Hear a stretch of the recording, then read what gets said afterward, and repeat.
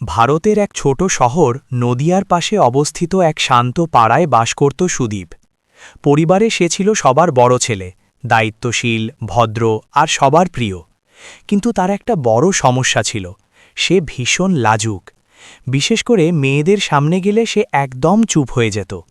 সুদীপের মা প্রায়ই বলতেন, এইভাবে চুপচাপ থাকলে বউ আনবে কিভাবে। সুদীপ শুধু হেসে এড়িয়ে যেত। অন্যদিকে পাশের শহরে থাকত লাজু। তার আসল নাম লাজবন্তী। নামের মতোই তার স্বভাব, শান্ত, নম্র আর লাজুক। কিন্তু তার চোখে ছিল এক গভীর অনুভূতি, যেন সে অনেক কিছু বলতে চায় কিন্তু বলতে পারে না।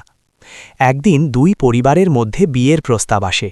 ছবি দেখে দুজনের পরিবারই পছন্দ করে ফেলে। ঠিক হয় কনে দেখা হবে। সেদিন বিকেলে সুদীপরা লাজুদের বাড়িতে যায়। ঘর ভর্তি মানুষ, হালকা উত্তেজনা, চায়ের কাপে টুংটাং শব্দ, সব মিলিয়ে এক পরিচিত দৃশ্য। হঠাৎ দরজার কাছে পায়ের শব্দ। লাজু ধীরে ধীরে ঘরে ঢোকে। সে হালকা লাল শাড়ি পরেছিল, মাথায় ওড়না, মুখ নিচু কিন্তু চোখে লাজুক দীপ্তি। ঠিক তখনই জানালা দিয়ে এক ঝলক সূর্যের আলো এসে তার মুখে পড়ে। সেই আলোয় লাজুকে যেন স্বপ্নের মতো লাগছিল। সুদীপ তাকিয়ে থাকে। তার মনে হয় এই মুহূর্তটাই তার জীবনের সবচেয়ে সুন্দর দৃশ্য। এই তো কনে দেখালো, মনে মনে বলে সে, কিন্তু বাস্তবে সে কিছুই বলতে পারে না।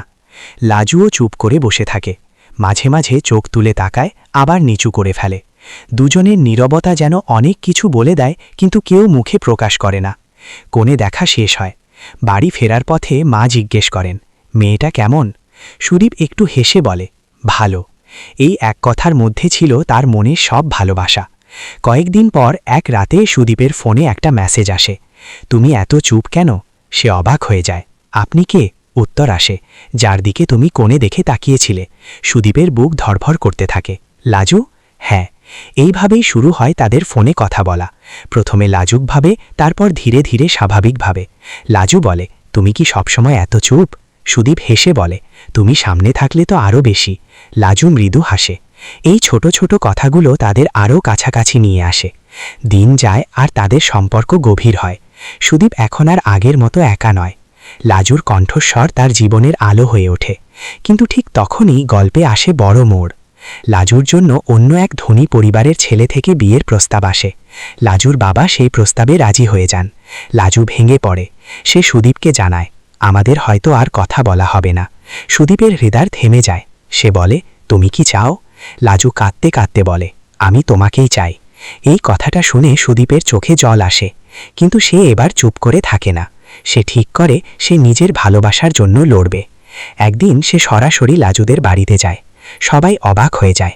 সুদীপ প্রথমবারের মতো নিজের ভয়কে জয় করে বলে, আমি লাজুকে ভালোবাসি। এই কথাটা শুনে সবাই স্তব্ধ হয়ে যায়। লাজুর বাবা রেগে বলেন, ভালোবাসা দিয়ে কি সংসার চলে? সুদীপ শান্তভাবে বলে, শুধু টাকায়ও তো চলে না।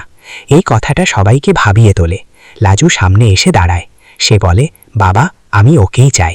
অনেক তর্ক বিতর্ক, কান্না আর বোঝাপড়ার পর শেষ পর্যন্ত দুই পরিবার রাজি হয়। বিয়ের দিন আসে। লাজু লাল শাড়ি পরে বসে আছে।